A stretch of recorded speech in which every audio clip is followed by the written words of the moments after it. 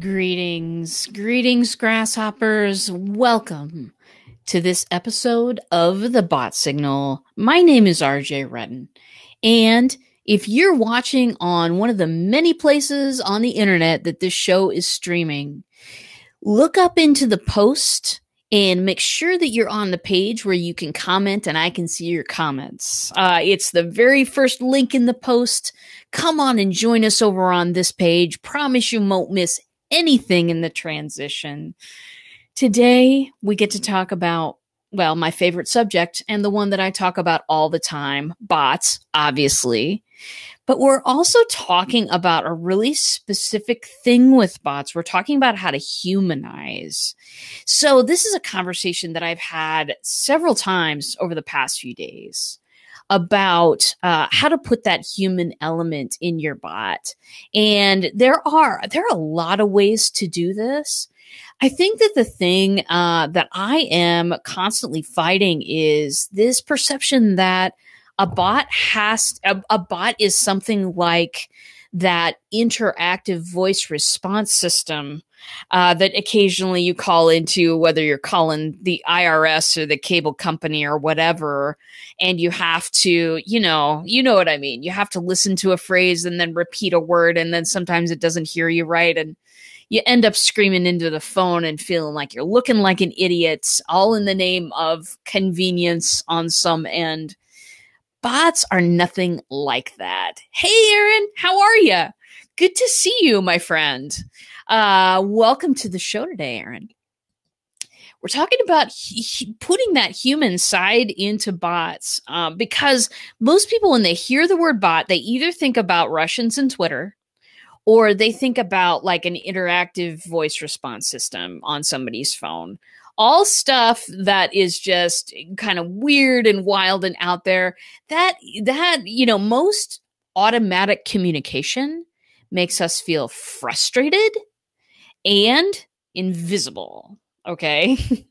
So how do you make a bot that someone actually wants to talk to?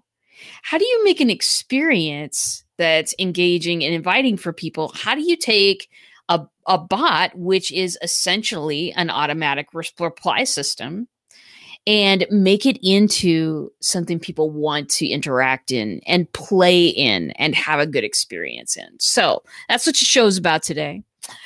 So glad you came to see me. And so the first, I think I've got 6 things here, 6 ways to put some humanity back into your bot. First up, oh, my favorite, darlings. Not the easiest one by far, but my favorite. It's video. I love some video in a bot. I love some nice, short and sweet video. Now, not a lot of people feel at home in front of a camera. I think I was born in front of a camera. I think the doctor slapped me and then somebody else handed me a microphone. I am odd. I am unusual, all right? Most people don't feel that comfortable, and I get it. But for video in your bot, you don't necessarily have to show your face. You can do voice over some slides. You can do voice over some animation. You can do a lot of things that will help that process become just a little bit more human. If you do get in front of the camera, bonus points for you. And I understand how nerve-wracking that can be sometimes. The more you practice, the better it gets. But putting a 2-3 minute video in your bot of who you are, what you do, and what makes you unique, or your service is unique, that is golden. That is golden for humanizing your bot, because they actually see a human. You know what I'm saying? Tish is here. Welcome, Tish. Thank you for that hashtag. It just makes me feel like a rock star. Okay, so video. We've got in the bot, you can do probably about 4 minutes max. 3 minutes is better. But you can also put those little tiny 3-second videos called GIFs. Now, you can get these from anywhere on the internet. They can be about your favorite TV show, a little reaction GIF. They can be just about anything. Those bad boys are everywhere. But you can also, just as an alternative here, you can also kind of record a little GIF yourself, of you doing something, or maybe your dog. My office assistant is my dog. You can get super creative with those GIFs, especially if your bot has a really light and funny personality and tone. Get ready, put on that blue tutu, because I know you've got one, I've got one, and do a little dance, record it, put that right in the bot. This is stuff that makes people smile. It opens them up. It gets them ready to have a good experience. And this is simple to do. The little 3-second guys are super simple to do. So contentmakers.net is here. Hello. It is a freaking party all of a sudden here. I'm so glad to have you all. So video, darlings. By the way, if you need some light and tips, contentmakers.net is your guy. He's putting out some great stuff lately. So video, love it. Record it with your phone. There's so many ways that you can be creative with video. You do not have to sit in front of a video and read from a cue card right here. You do not. You do not have to look like a television commercial from 1995. You do not have to do that. You can be creative with it. You can be fun with it and be funny with it. If that reflects your brand, lead into that, because people really respond. Hey, Adam, good to see you today. Party time? Excellent. Absolutely. Okay, here's a way to humanize your bot that is very simple. And all it consists of is using an option that Messenger has for you in there. ManyChat has it, where you can add somebody's first name. So instead of saying, hey there, you can say, hey, Adam. You can use somebody's first name. It's publicly available information that people have made public. And so you can use that in somebody's bot. It creates that a little touch. Okay. People do that in emails a lot of times. But putting it into a bot is an excellent touch. And it really just takes a couple of mouse clicks and you've got it in there. Okay. Using images in your bot. I had a conversation with a client this morning. Aaron, it was you. We're talking about those images. We're talking about, okay, what do you use? Where do you go? You don't want to put stock photos of a guy drinking a thing by a water cooler that means business. You don't want to take a picture. You don't want to use a picture of 7 people jumping up in the air. You know what I mean? You don't want to use stuff that's overused. You don't want to use anything that looks fake. So where do you go? How do you produce images for your bot that are going to humanize it a little bit? One place that I like to go, there's your usual free stock photo sites, right? Pexels. Pexels has video, free stock video too. It's pretty cool stuff. Check it out. But there's Pexels, there's Pixabay, there's Unsplash. There's a lot of places. There's a lot of places that cost money too, but I'm not interested in paying for photographs at this time in my life. So there are a lot of places that you can go. One place that I really love to go that has photos that are kind of unusual is Death to the Stock Photo. deathtostock.com. And those folks are consistently producing stuff that is just a little bit more eye-catching to me. It's just a little bit more, this is a human being in a natural pose right here. This is not 75 people staring at their cell phones and laughing. You know what I'm saying? It's something that it resonates a little bit more with me and my brand. So that's a great place to go as well for pictures. Also, boop, Bitmoji. You know it. If you've ever taken a ride inside my chatbot, Spinning Dragon is constantly putting out little Bitmojis of me. And what that is, if you don't know what it is a site where you can create a little person that looks like you. And then once you have that avatar created, it puts it in 600 different cartoon poses and images and stuff. It is fantastic. When you want to express an emotion through a little picture of yourself, it is awesome and free, may I say, as well. Or if you know a photographer that wants to get exposure, find a local photographer and simply ask. Yes. Very good. Very good, Adam. It's a lovely thing to find a friend that you know is good that you can cross promote a little bit. Especially if they're starting their business. I know that the pictures that I use, Adam, on my Bitmoji, allow me to throw this in the comments. You will like it. Bitmoji.com and also deathtostock.com. And let me type that as well. I think it's Death to Stock, but I think the full name is Death to the Stock Photo.com. Okay. I know watching me type is scintillating, but this is good stuff. So you're going to love it. Okay. Very good. Now, we were talking a little bit about, cross promoting friends, photographer friends as well. If you look at the thumbnail for all of my Facebook lives, it's me in like little ninja poses and stuff. That was a trade agreement with a friend who wanted to have some exposure. It was several years ago, but that's absolutely how I could get professional pictures done when I was just starting out my business, because she needed a website. You know what I'm saying?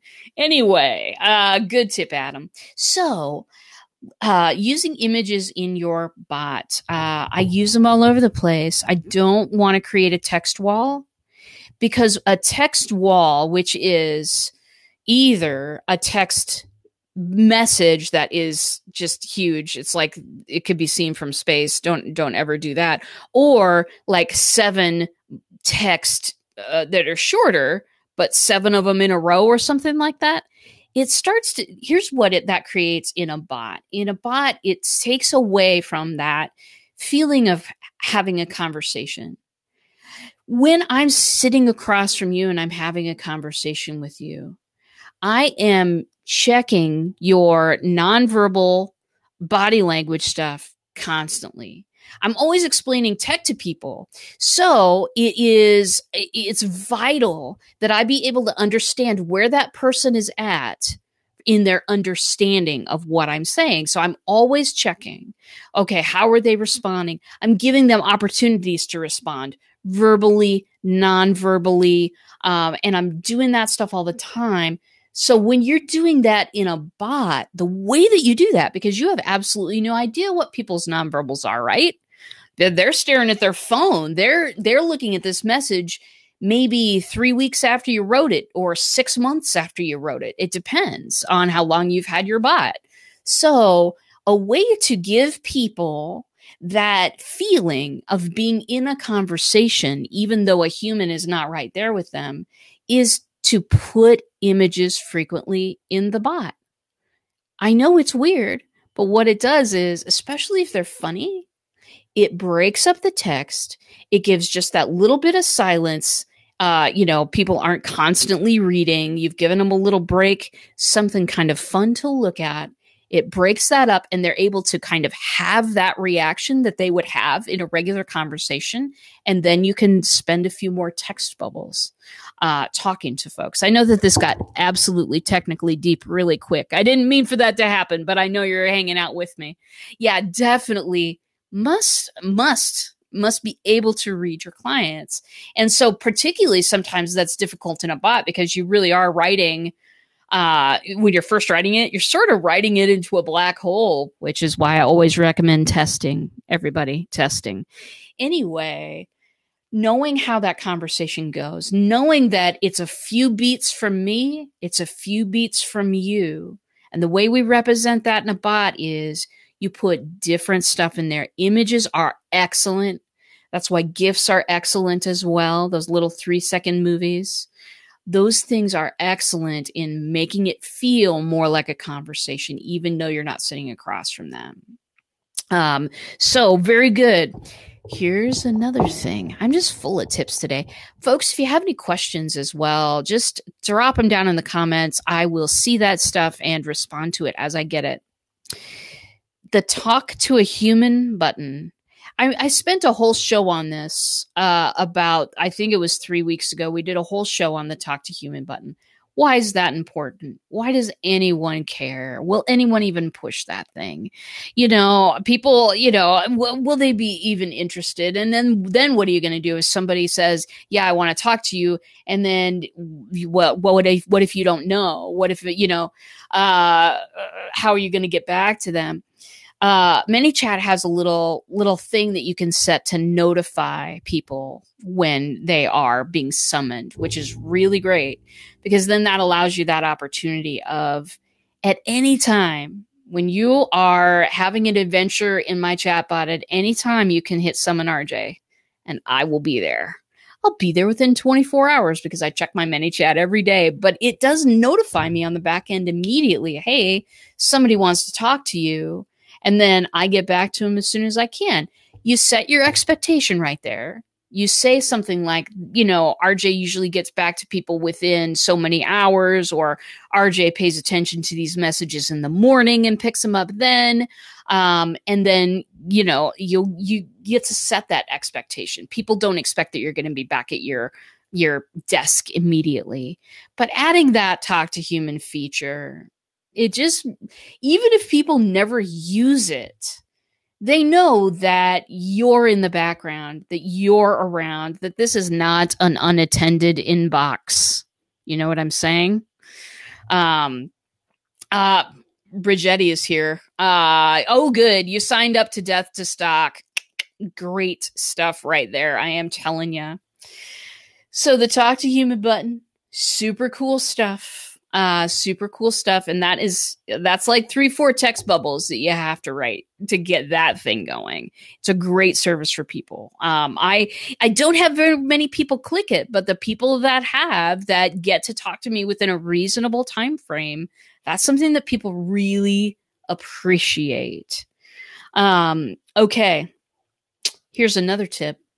This one's great. You're going to love this one. So for years, many, many moons that we've all been, doing our own businesses and trying to get our names out there and doing our own marketing, we've been trained to talk in a certain way. We've been trained to kind of stuff the conversation with keywords or hit on someone's pain points. Or, all of the different stuff, show that we're experts in our field. We've been trying on all these costumes, okay? And it's worked up to now, but I think that stuff doesn't necessarily work anymore.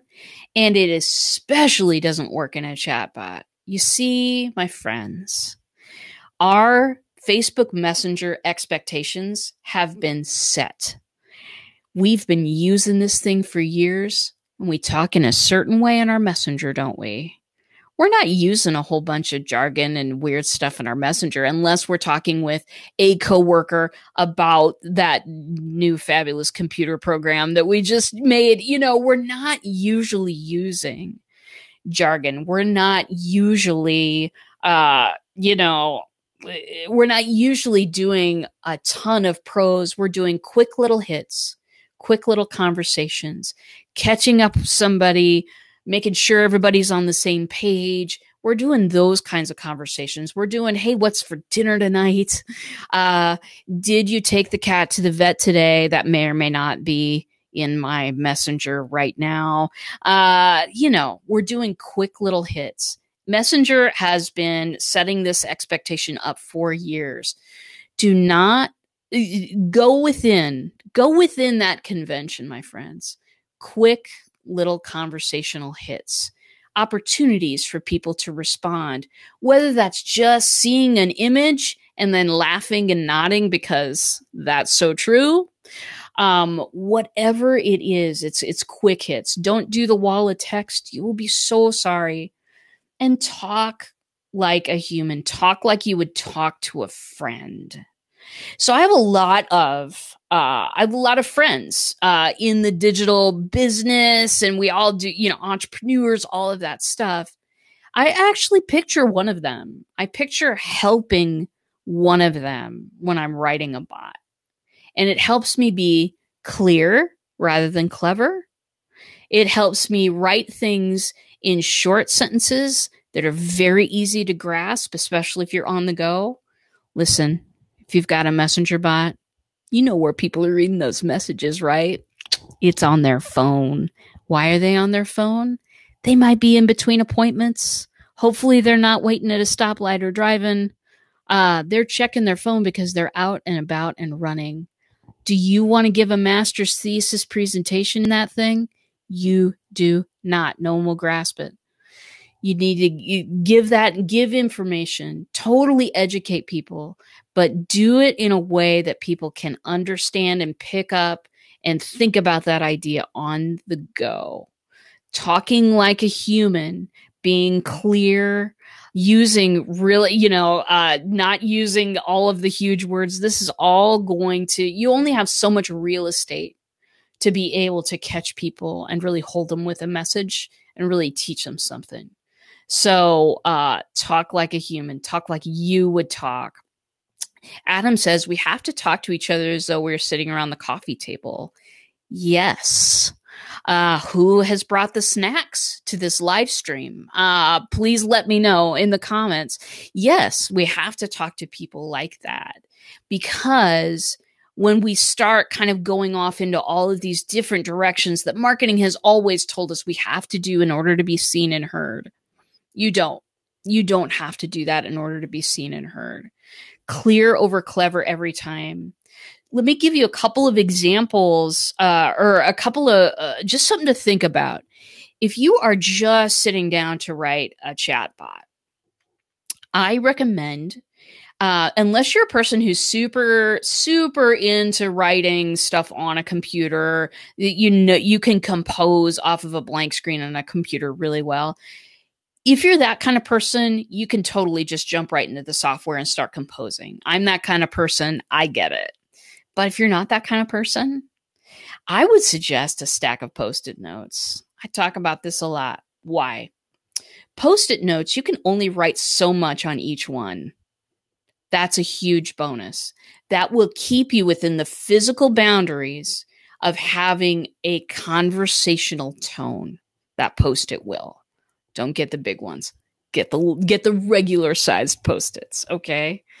Write stuff out on those Post-its. Write a sentence or two on every one. This is like, you really want to craft your message. You really want to be personal in that message, and you want to use language that's very, very easy to understand. If you're having a lot of trouble doing the Post-it note method, there's another method that I'd like to recommend, and this will help you. It'll help you kind of really be focused on how you talk, the things that you say, the personality that you're putting into talking to someone. And so what I'd like you to do, and if you're familiar with Google Docs, this will be super easy. You can go on to Google Docs, and there is a feature in there called speech to text. You can talk right at your computer and have it translate into text before your eyes. And that way you can start picking up on what are your conversational speech patterns.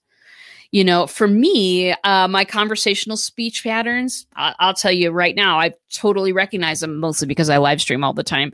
But my conversational speech patterns are, whenever I tell like kind of an interesting joke or whatever, I'll break off and go, anyway, with about 5 A's in it. You know what I'm saying? It's sort of a turn the channel kind of a thing with me.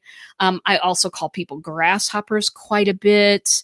There are a lot of things that I kind of pepper my language with in my conversational tone that I wanted to also put that into writing my bot, because be clear, use your personality. This is going to help you a long way into writing something that is so much more conversational. The conversation, the art of the back and forth, That is where the real value of the bot lies. Because, and I read this book a long time ago. Yeah, Google Text has saved me. Yes, absolutely. You can do it with other stuff too, but text to speech is where it's at. If you're really having a hard time writing this stuff, people have a less hard time speaking. And so you can totally start with that. About 10 years ago, I read this book, and it was all about conversation. It was all about that kind of back and forth that we kind of trade, we invest when we have a conversation. When I read an email, I am not invested in that email whatsoever. Occasionally, once in a great while, once in a blue moon, I'll go, you know what? That thing was awesome. I'm going to hit reply. Once in a blue moon, I do. But as for being an exchange, as for being an investment, like an emotional investment or an intellectual investment, I don't make one when I'm looking at something that is one-sided. I assume that thing is trying to advertise to me anyway. But when I invest in a conversation, then that is a whole different level of engagement that you can have with people. Once you have people investing in a conversation, then once they start experiencing value from whatever education you're giving folks inside the chatbot, then you're really forming a bond with them. And some people get into the spinning dragon and the chat bot that I have and everything. And they just, that's just not their style. I had one guy say, and I'm not kidding you, I need more value in my bot, in a bot up front. Thanks anyway. And he unsubscribed. And I'm like, oh, okay. I get it. There are people that have way different personalities out there that present things in a different way. That's great stuff. But you as the chatbot writer, you creating your own stuff, I want you to think about being clear over clever. I want you to think about how it is that you talk. And I want you to, if you have the Post-it notes, structure out what a conversation looks like on your closet door, on a spare piece of wall. Think about what a conversation looks like. Imagine someone sitting across from you and then start writing what it is that you want to say. Clear over clever. I can't take credit. My friend Megan Atkinson, she told me that one time, and I'm like, oh yeah. So Adam says, whoops. Yes, words are hard, but we have a lot of tools to help us. We do. And when I was very first writing my very first bot, it was really hard because it was like I didn't really have a whole lot of, this was a year ago, experience or examples to go off of. And for my first few messages, I ended up kind of really looking at somebody else's stuff and revamping it a little bit. And that was a fine exercise because it gave me a start. But I'll tell you what really drives people to engage with something is uniqueness. Is, hey, I haven't seen this. I haven't heard this. I haven't experienced this before. We kind of run around in a world where there's not a whole lot new under the sun. We're constantly avoiding advertisements and working really hard and doing all of our things, spending time with our families, getting our biz going, all of the stuff, right? We don't have a whole lot of brand new experiences. Even if people have been in a chatbot before, your bot can be a brand new experience for them. So I encourage you to think about it in these terms, in the terms that, yeah, the automatic part of this is the delivery and the timing of the messages. The computer decides that, largely dependent on whenever that person hit subscribe. Fantastic. But the human part, the crafting of the videos, the audio, the text, the images, the GIFs, the crafting of all of that is a human being, and it's you. So how can you make this reflect your brand? So that is there's so much there. There's so much there, my darlings. And it makes me happy. That there's one more thing that I think is probably the key to all of this. So glad you're listening this far. Love you guys. You're the best. It is the concept of treating people like they're VIPs.